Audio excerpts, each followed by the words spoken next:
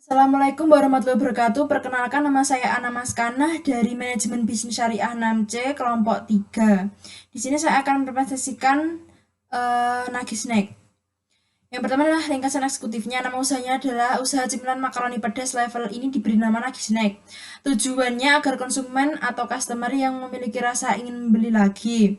Jenis usahanya adalah di bidang kuliner, khususnya di bidang makanan ringan.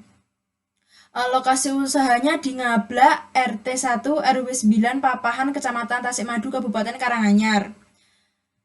Ringkasan eksekutifnya, order bisa lewat Instagram melalui Instagramnya Nagih Snack 1. Lalu Facebook Nagih Snack, emailnya adalah nagisnack 123@gmail.com.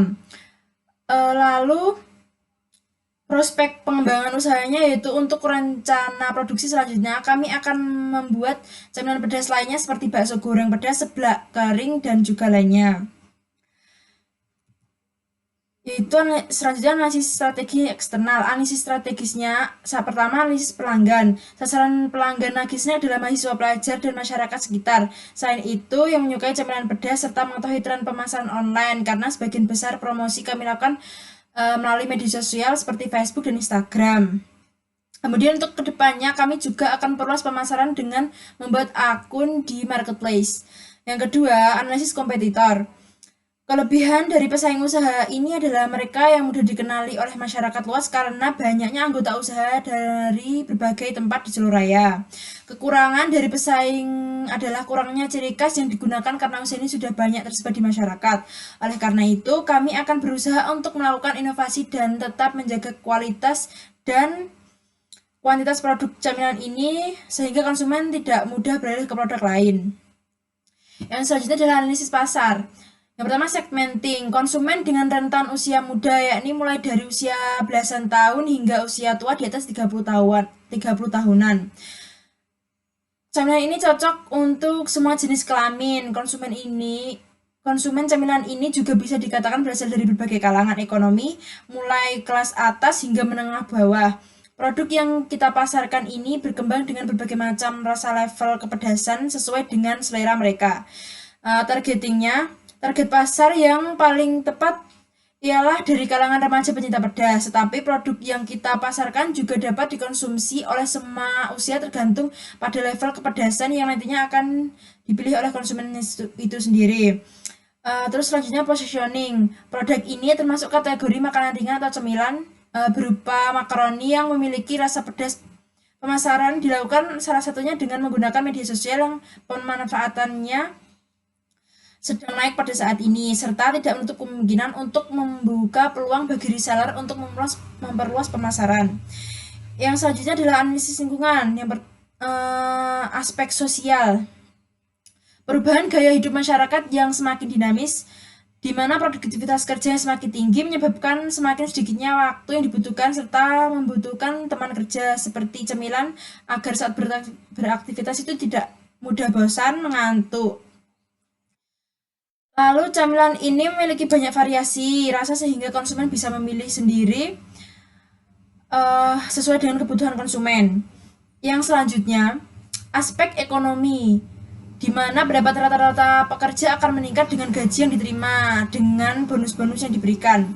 Camilan ini harganya terjangkau dan seluruh kalangan sanggup menikmatinya. Yang selanjutnya adalah aspek teknologi. Di era sekarang masyarakat jarang berbelanja keluar walaupun hanya sekedar membeli cemilan. Maka dari itu, sebagai penjual kami dapat memasarkan dan memberi layanan delivery orders dan bagi konsumen dimudahkan menemukan produk dalam pembelian. Aspek politiknya, kondisi politik suatu negara akan mempengaruhi iklim di dunia usaha negara tersebut. Situasi politik yang kurang baik akan berdampak negatif pada dunia usaha. Oleh karena itu, dalam menjalankan suatu usaha diperlukan arah peraturan dan kebijakan-kebijakan dari pemerintah berguna untuk kepentingan dan kesejahteraan umum. Ya, selanjutnya perencanaan pemasaran. Yang pertama, analisis internal yaitu kekuatan modal. Keterbatasan modal Nagisnack menjadi salah satu faktor kendala pengembangan usaha ini. Untuk itu, kami mencari investor yang memiliki kebijakan mudah dalam pengembalian hasil dan jangka waktu yang panjang. Dengan begitu, hasil dari investasi dan laba penjualan online tersebut dapat digunakan sebagai modal usaha. Sumber daya manusianya, pegawai usahanya terdiri 4 orang yang merupakan anggota dari bisnis camilan nagih snack ini yang memiliki keahlian dalam bidang produksi. Yang selanjutnya adalah produksi atau operasional. Nagih snack sudah memiliki standar yang baik untuk setiap produk yang akan dipasarkan. Dengan memperhatikan bahan yang digunakan serta kualitas dari produk tersebut. Perhitungan stok produk, variasi rasa pun juga dilakukan dengan rinci agar tidak terjadi habisnya masa layak konsumsi atau expired. Produk kami tidak mengandung pengawet, maka dari itu harus diperhatikan tanggal produksi atau kedaluarsanya. Yang selanjutnya adalah analisis SWOT. Yang pertama, analisisnya itu strength. Yaitu pertama tidak mudah basi, harganya terjangkau, bisa dijadikan oleh-oleh, terus kemasannya menarik, bahan mudah didapatkan. Yang kedua adalah trade. Banyaknya kompetitor yang menjual produk camilan pedas yang lebih menarik. Yang selanjutnya opportunity.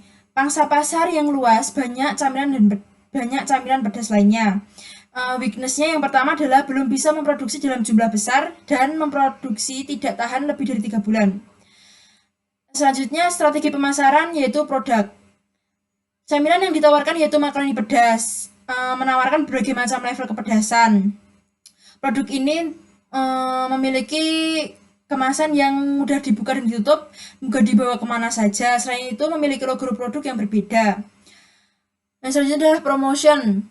Kami melakukan promosi melalui sosial media seperti di posting di Instastory.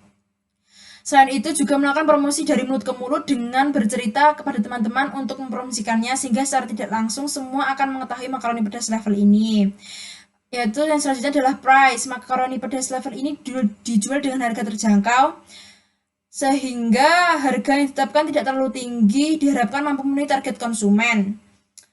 Place-nya itu tepatnya di Desa Ngabla, RT 1 RW 9, Kelurahan Papan, Kecamatan Tasikmadu. Selain itu, di sistem distribusi atau pemasaran dilakukan melalui sosial media atau online. Secara tidak menutup kemungkinan untuk memasarkan ke konsumen dengan menawarkan produk secara langsung. Rencana organisasinya namanya Nagih Snack, alamatnya di Ngabla RT 1 RW 9 Papahan, Kecamatan Tasikmadu, Kabupaten Karanganyar. Usahanya UMKM, jumlahnya 4 orang. Struktur organisasinya adalah direktur itu Enggaria Smita Novitasari, produksinya Ana Maskana, pemasarannya Ratu Safira, dan keuangannya Bunga Ayu Fitriana. Berikut adalah timeline kegiatan dari bulan pertama, bulan kedua, bulan ketiga, sampai bulan keempat. Nah, berikut juga adalah kapasitas produksi dari tahun 2022 sampai tahun 2026. Ini juga pendapatan rencana produksi yang dari tahun ke tahun. Yang selanjutnya adalah jenis produk. Produk yang kami jual adalah makaroni pedas. Produk akan dipasarkan di warung-warung terdekat dan melalui sosial media. Lokasinya itu beralamatkan di Ngabla, RT 1 RW 9 Papahan, Kecamatan Tasikmadu, Kabupaten Karanganyar. Pemasaran akan dicoba beberapa strategi, yaitu memasarkan melalui sosial media atau marketplace, menitipkan di warung-warung terdekat.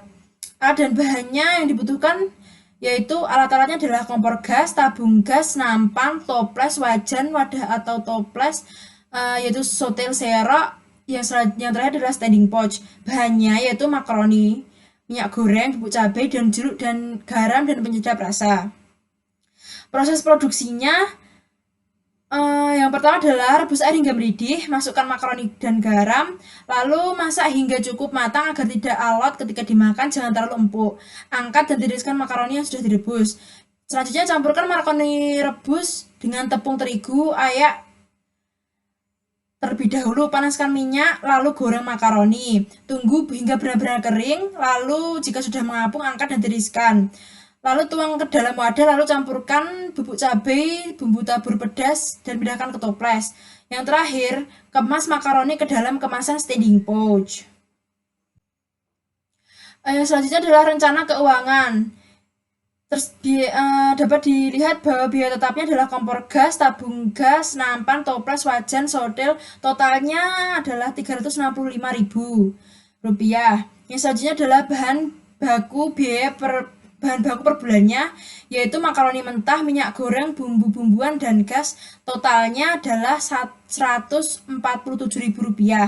Lalu selanjutnya biaya operasional per bulan, yaitu pemasaran, transportasi, tenaga kerja yang berjumlah 4 orang, totalnya adalah Rp910.000.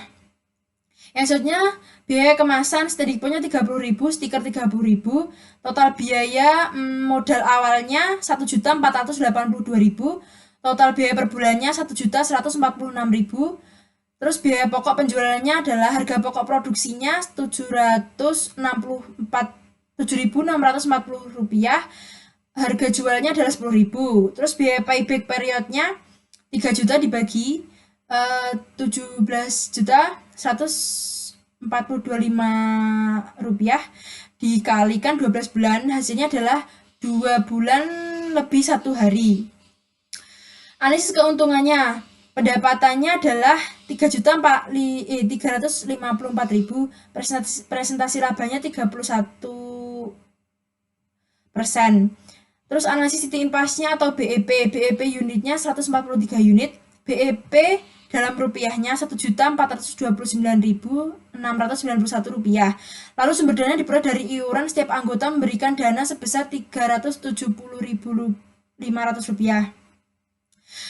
Bisnis model kanvasnya, customer segment yaitu masyarakat umum terutama pelajar dan mahasiswa, semua gender, menyukai makanan pedas, dan yang terakhir adalah wilayah penjualan daerah Solo Raya.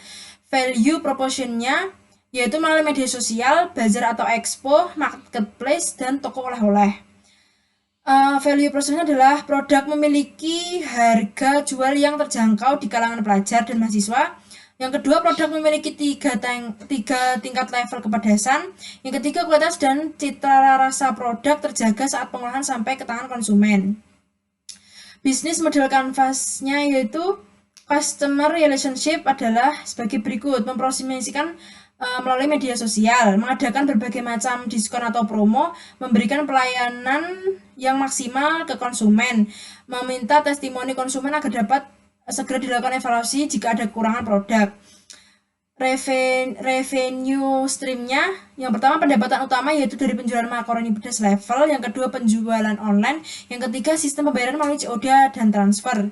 Key activitiesnya, promosi secara offline maupun online melalui sosial media, marketplace, dan sebagainya. Pembelian bahan baku dan pendukung. Yang ketiga, produksi pembuatan makaroni pedas level dan pengemasan produksi.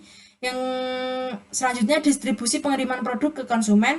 Yang terakhir adalah evaluasi dan pengembangan produk yang baru. Yang selanjutnya adalah key resource.